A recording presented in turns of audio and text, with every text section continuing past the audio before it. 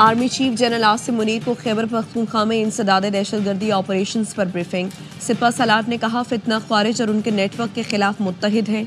Security forces ने इस फितने के खिलाफ नुमायां कामयाबियां हासिल की हैं। आर्मी चीफ की सियासी रहनुमाओं से भी मुलाकात। सियासी क़यादत का दहशतगर्दी के खिलाफ एक सियासी आवाज़ और अवामी हिमायत की ज़रूरत पर इत्तफाक।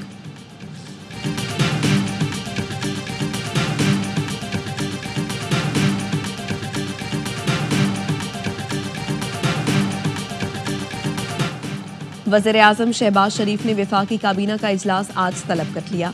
ज़राए के मुताबिक वफाकी काबीना के इजलास में 8 निकाती एजेंडा ज़ेर बहस आएगा। वफाकी इदारों में राइट साइजिंग कमेटी की सिफारिशात काबीना इजलास में पेश की जाएंगी। एविएशन डिवीजन को वजारत दिफा के मातहत करने और नारकोटिक्स डिवीजन को वजारत दाखिला में ज़म करने की मंजूरी दी जाएगी। वफाकी काबीना ECC के फैसलों की तौसीक भी करेगी।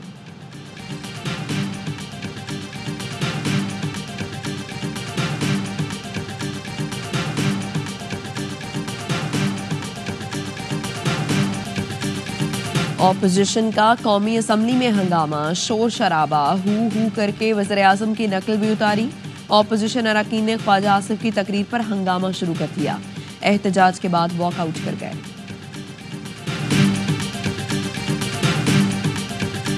अगर वो अपने मुतालबात तहरीरी तौर पे लेके आते हैं, जो भी सूरत हाल होगी, हमारी 7-8 जमातें हैं मुख्तलिफ, पीपल्स पार्टी है, MQM है, BNP है, PMLQ है, PMLZ है, तहरीक इस्तेकाम है, तो ये सारे लोग मिलके किसी नतीजे पे पहुंचेंगे।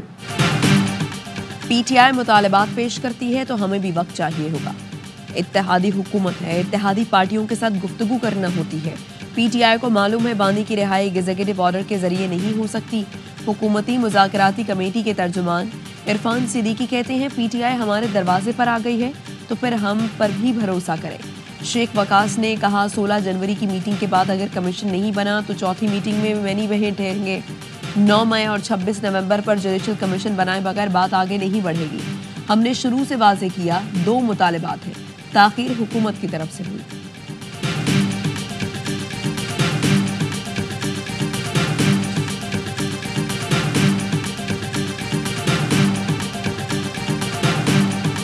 बानी PTI और अहलिया के खिलाफ 190 मिलियन पाउंड रेफरेंस का फैसला तीसरी बार मौखर। फैसला अब जुम्मा 17 जनवरी को सुनाया जाएगा। एहतसाब अदालत के जज ने रिमार्क दिए 8:30 बजे से अदालत पहुंचा हुआ हूँ। बानी PTI को पेश होने के लिए 2 बार पैगाम भेजा। बानी और बुशरा बीबी पेश नहीं हुए। मुल्जिमान के वकला भी अदालत नहीं पहुंचे। चेयरमैन PTI बैरिस्टर गौहर कहते हैं फैसला 11 बजे सुनाया जाना था। जज इतनी जल्दी कैसे चले गए? बुशरा बीबी पेशी के लिए रास्ते में थी। बानी को पेश करना जेल इंतजामिया की जिम्मेदारी है। फैसला इंसाफ पर हो तो बानी ने आज बरी होना था। साहबजादा हामिद रजा ने कहा फैसले में लिखने के लिए कुछ है ही नहीं। बानी PTI और अहलिया केस में बेनिफिशरी नहीं है। असद कैसर ने कहा ऐसा तासुर आ रहा है कि मातहत अदालतें दबाव में हैं। हुकूमती रहनुमा साजिशों में मसरूफ है। अलीमा खानम बोली हमें जो वक्त दिया गया था हम उस पर पहुंच गए, लेकिन फैसला सुनाने की जहमत नहीं की गई।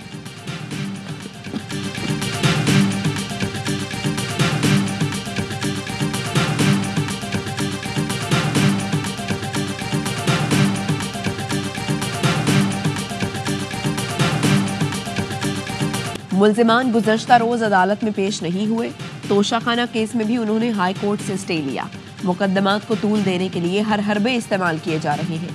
वज़ीर इत्तलात अता तारड़ की प्रेस कॉन्फ्रेंस, कहा 190 मिलियन पाउंड रेफरेंस मुल्क की तारीख का सबसे बड़ा करप्शन केस है। बानी PTI ने अरबों रुपए मुआफ किए। काबीना के जरिए ब्लैक मनी को वाइट करने के लिए ट्रस्ट बनाया गया।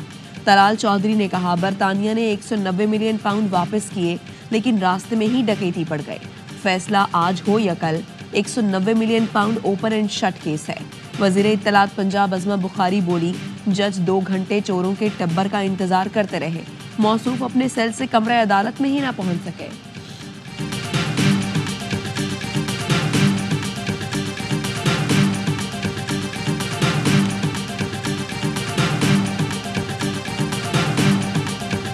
सजा होगी, गारंटीड सजा होगी। ये मैंने कल तो नहीं कहा, ये मैंने 2.5 साल पहले भी नहीं कहा, मैंने 3.5 साल पहले कैबिनेट में, आपको याद होगा, मैंने कैबिनेट में कहा। ये इतने लोगों को रिहाई क्यों मिल गई 9 मई वालों को? भाई अगर तो मेरिट पे किसी के टाइम हो गया था पूरा, कोई इनोसेंट है तो क्या जो इनोसेंट होगा उसको भी रगड़ देंगे, जो नहीं इनोसेंट होगा उसको भी रगड़ देंगे? तो नहीं है ना। अगर इंसाफ हो रहा है तो हमें अप्रिशिएट करना चाहिए।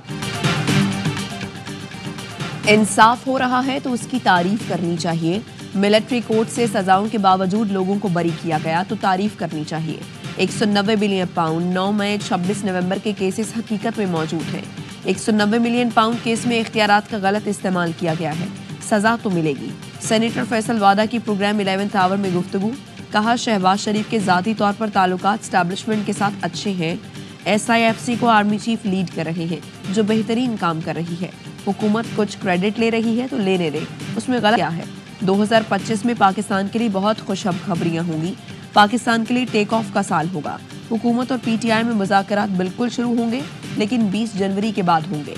जुडिशल कमीशन का क़याम मुमकिन नहीं क्योंकि हुकूमत 2014 के धरनों पर चली जाएगी।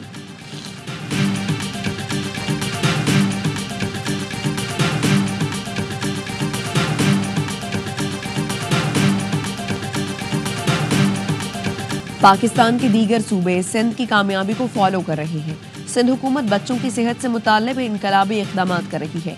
आलमी सतह पर सिंध की कामयाबियों को तस्लीम किया जा रहा है, लेकिन बच्चों की अमवात पर सिंध के खिलाफ मनफी मुहिम चलाई गई। चेयरमैन PP बिलावल भुट्टो का सिविल अस्पताल कराची में तकरीब से खिताब, कहा सिंध में ज़िले सतह पर चाइल्ड लाइफ इमरजेंसी सेंटर खोले गए हैं। ख्वाहिश है कि हर ज़िले में चाइल्ड लाइफ इमरजेंसी सहूलत दें। सिंध का NICVD पूरे पाकिस्तान में मशहूर है। बिलावल भुट्टो ने टेली मेडिसिन कंट्रोल रूम का दौरा किया, फ़ोन और वीडियो सिस्टम का जायजा लिया।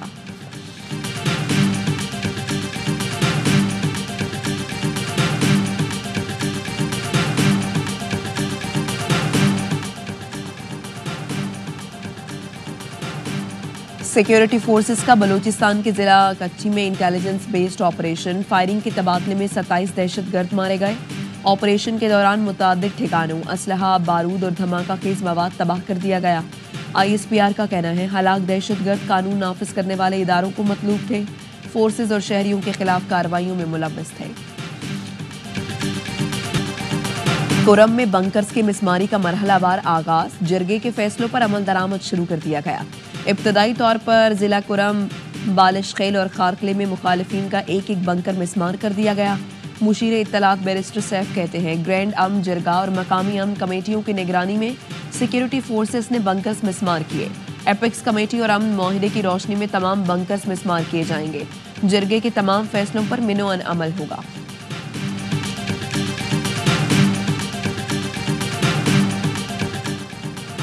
कराची के इलाके लांढी नंबर 6 में शादी की तकरीब में हवाई फायरिंग, एक शख्स जाँ बहक। पुलिस के मुताबिक हवाई फायरिंग से हमीद नामी शख्स सीने में गोली लगी।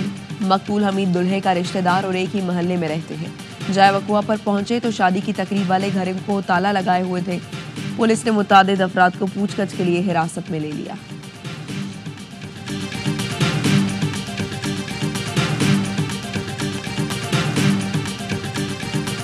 वफाकी हुकूमत का इंसानी स्मगलिंग की रोकथाम के लिए कानून साजी का फैसला। कौमी असम्बली में इंसानी स्मगलिंग से मुताल्लिक तवज्जो दिलाओ नोटिस पर वजीर कानून आजम नज़ीर तारड़ ने बताया चंद हफ्तों में कानून साजी के साथ फैसले भी नजर आएंगे। इंसानी स्मगलिंग की रोकथाम के लिए कायम खुसूसी अदालतें ये मुकदमे सुनेंगी।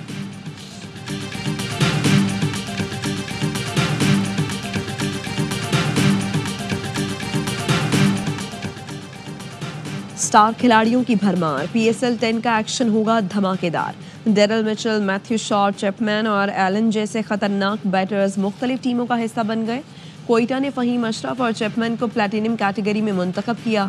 मुल्तान सुल्तान्स ने माइकल ब्रिस्वेल का इंतखाब किया। पेशावर ज़ल्मी ने कैडमोर और बोश को अपनी टीम का हिस्सा बनाया।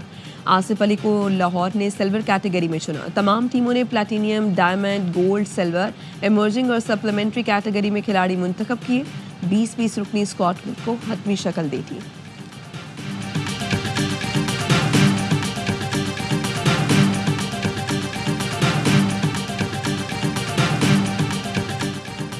और बॉटनर की मात धाड़, मिलने की रफ्तार। कराची के शेर सीजन 10 में हरीफों के शिकार को तैयार।